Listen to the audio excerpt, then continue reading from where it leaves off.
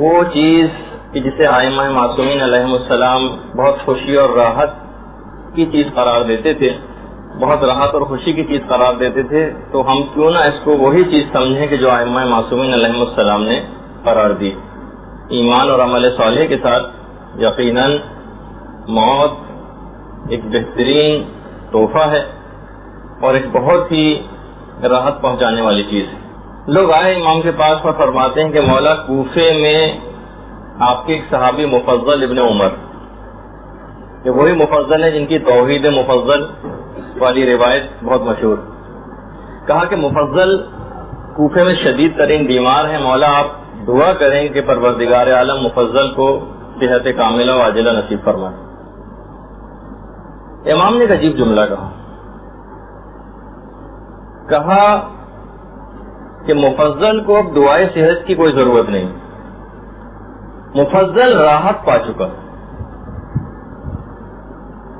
اس کے 3 روز بعد جب کوفے سے کچھ لوگ آئے تو انہوں نے وہی بات آ کر بتائی کہ مفضل کا فلاں وقت میں فلاں تاریخ کو انتقال ہو گیا۔ امام نے دعائے صحت کے جواب میں یہ بات فرمائی تھی کہ مفضل راحت پا چکے، وہ آرام و سکون کی جگہ پر پہنچ گئے، اب ان کو دعائے صحت کی ضرورت نہیں۔ اس سے آپ اندازہ لگائیے کہ کیا وہ وہی چیز نہیں کہ جس کو ہم اتنے دن سے پیش کرتے آ رہے ہیں آپ کے سامنے؟ بس شرط وہی ہے کہ ایمان اور عمل صالح انسان اپنے ساتھ رکھے اور مسلسل توبہ و استغفار سے کام لیتا رہے، تو انشاءاللہ پھر موت اس کے لیے بہت راحت والی چیز ثابت ہوگی۔ عبداللہ ابن یحییٰ ایک اور امام کے صحابی، حج کے موقع پر 7ویں امام موسیٰ کاظم علیہ السلام کی خدمت میں آتے ہیں۔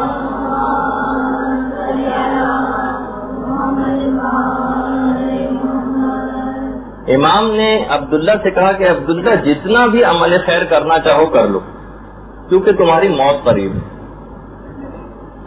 عبداللہ ابن یحییٰ رونے لگی۔ امام نے کہا کہ عبداللہ کیوں رو رہے؟ کہا کہ مولا آپ نے مجھے میری موت کی جو خبر سنائی، کہا اچھا تو خوشخبری بھی سن لو، تم ہمارے شیعوں میں سے ہو اور خیر پر ہو۔ یعنی اصل بڑی بات یہ نہیں ہے، مثلا عبداللہ یہ بھی کہہ سکتے تھے کہ مولا پھر مجھے طول عمر اور درازی عمر یہ سب آپ میرے لیے اس کی بات کریں، اس کی کوشش کریں، یا پروردگار سے میرے لیے سفارش کریں کہ مجھے موت نہ آئے۔ نہیں، موت تو آنی تھی۔ عبداللہ ابن یحییٰ کو امام نے خوشخبری سنائی کہ اصل چیز یہ ہے کہ تم ہمارے شیعوں میں سے رہو اور تم خیر پر ہو۔ اس کا معنی یہ ہوئے کہ بہرحال امام کو کوئی بھی بے عمل شیعہ قبول نہیں، امام کو بے عمل شیعہ قبول نہیں۔ ابو حمزہ امام کے ایک صحابی تھے، ابو حمزہ کے متعلق ایک دفعہ امام نے لوگوں سے پوچھا کہ مولا، امام نے پوچھا کہ بتاؤ کہ ابو حمزہ کا آج کل کیا حال ہے؟ لوگوں نے کہا کہ مولا وہ تو بالکل صحت مند ہے۔ امام نے فرمایا کہ ابو حمزہ کو میرا سلام کہنا اور کہنا فلاں تاریخ تک وہ مرنے کی تیاری کر لے۔ لوگوں نے کہا کہ مولا وہ تو بہت محبت کرنے والے انسان ہیں اور وہ آپ کے شیعوں میں سے بھی ہیں۔ امام نے فرمایا وہ ٹھیک ہے، مگر ہمارے پاس ابو حمزہ کے لیے کوئی خیر نہیں۔ اب آپ اس کو جملوں کو سوچتے جائیے کہ امام فرما رہے ہیں ہمارے پاس ابو حمزہ کے لیے کوئی خیر نہیں۔ راوی نے کہا مولا وہ آپ کا شیعہ ہے؟ فرمایا ہاں، بشرطے وہ اللہ سے ڈرتا ہو اور گناہوں سے بچتا ہو۔ اگر ایسا ہے تو وہ ہمارے ساتھ ہمارے درجے میں ہوگا۔ امام نے اس کے اندر بھی عمل صالح کی اور گناہوں سے بچنے کی ایک شرط لگائی، یعنی امام کو بے عمل شیعہ ہرگز بھی قبول نہیں ہوگا۔ اور اس کے بعد راوی کہتا ہے کہ جو امام نے وقت اور تاریخ بتائی تھی اسی میں ابو حمزہ کا انتقال ہو گیا۔ تب آپ نے دیکھا کہ بہرحال اس کے اندر کامیابی اگر حاصل کرنی ہے تو وہ بغیر عمل کے حاصل نہیں ہو سکتی۔ مجھے جملہ مشہور ہے نا، the only place where success comes before work is in a dictionary، اگر انگلش کا ایک محاورہ، کہ وہ واحد جگہ کے جہاں پر سکسیس، کامیابی کسی کام سے پہلے آ جاتی ہے وہ فقط ڈکشنری۔ سکسیس ایس سے آتا ہے, ورک ڈبلو سے آتا ہے, یہ صرف ڈکشنری کے اندر ہی ملتا ہے کہ کسی کو بغیر کچھ کیے کامیابی مل گئی. اس کے علاوہ یہ چیز ایگزسٹ نہیں کرتی. یہی چیز ہمارے دین کے اندر بھی جاری و ساری ہوتی. کوئی بھی شخص اس بات کا اگر دعویٰ کرے کہ وہ فقط صرف اور صرف اپنے عقائد ہی کے اوپر نجات پا جائے گا اور بس اچھے عقائد رکھیں گے اور عمل سے اس کا دور کا واسطہ نہیں ہو رہا ہے, تو اس کے ساتھ وہ تمام مشکلات اور پریشانیاں مرنے کے بعد شروع ہو جائیں گی, جس کا ہم اکثر اپنی گفتگو میں تذکرہ کرتے بھی رہتے ہیں. اور اس کے بعد جب قبر کا مرحلہ شروع ہوگا اس وقت اس کا تذکرہ اور آئے گا. اچھا, اب بہرحال اتنی ضرور بات ہے, وہ جو ہم نے پچھلی دفعہ 2-3 اقسام لوگوں کی بتائی تھی موت کے حوالے سے, کہ موت کو ناپسند کرنا. بہرحال عبادت کے لیے موت کو ناپسند کرنا, اعمال خیر کو زیادہ سے زیادہ انجام دینے کے لیے موت کو ناپسند کرنا, یہ تو کوئی مذموم بات نہیں ہے اور ممدوح, قابل تعریف ہو سکتی. بہت سے انبیاء علیہم السلام نے بھی موت کو ناپسند کیا تھا. حضرت ابراہیم کے پاس ملک الموت اکثر آیا تھا اور اس کے بعد آ کر ملک الموت واپس چلا گیا.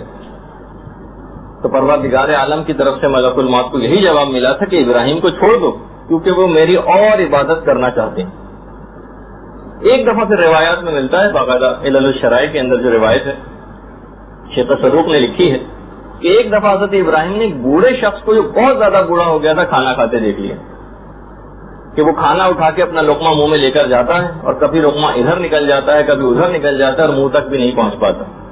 تو ایسی زندگی تو ابراہیم کو پسند نہیں تھی کہ بڑھاپے میں اس انداز کی نوبت آ جائے, اور جب زندگی گویا کچڑے کوڑے کا ڈھیر اور ایک بوجھ محسوس ہونے لگے اس کے باوجود بھی انسان طول عمر کو حاصل کرے. پھر اس کے بعد ابراہیم نے پروردگار عالم سے دعا کی, پروردگار مجھے اب اس زیادہ عمر کی کوئی ضرورت نہیں ہے, تو نے جو مناسب عمر میرے لیے سوچی ہوئی ہے بس اس کے اندر اندر ہی مجھ کو موت دے دی. اسی طریقے سے ہمارے چھٹے امام جعفر صادق علیہ الصلوۃ والسلام بھی فرماتے ہیں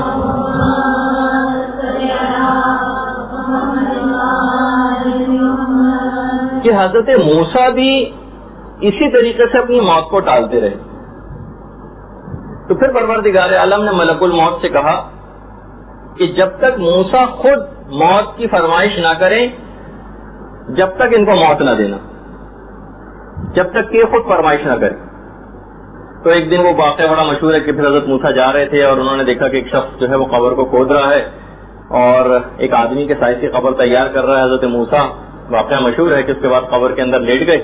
جیسی قبر کے اندر لیٹے ایسی پیمائش کرنے کے لیے, اس کی مدد کرنے کے لیے, اسی وقت جنت میں ان کو اپنا مقام نظر آیا. اسی وقت پروردگار عالم سے دعا کی کہ پروردگار مجھے اب زندگی زیادہ پسند نہیں ہے, اب مجھ کو بس موت دے دے. اسی وقت ملک الموت نے ان کی روح کو قبض کر لیا اور اسی قبر کے اندر جو ایک آدمی قبر کھود رہا تھا کسی کے لیے, اسی قبر کے اندر حضرت موسیٰ دفن ہوئے. پھر امام صادق نے یہ بات بیان فرماتے ہیں کہ وہ آدمی اصل میں ملک الموت تھا کہ جو اس طریقے سے قبر کو کھود رہا تھا. اور بہرحال حضرت موسیٰ اس کے اندر آئے اور پھر جنت میں اپنا مقام نظر آیا اور دعا کی اور اس کے بعد پھر ان کو موت آئی. یہی وجہ ہے کہ امام فرماتے ہیں کہ موسیٰ کی قبر کا کسی کو پتہ نہیں چل سکا. برحمتك يا أرحم الراحمين وصلى الله على محمد وآله الطاهرين.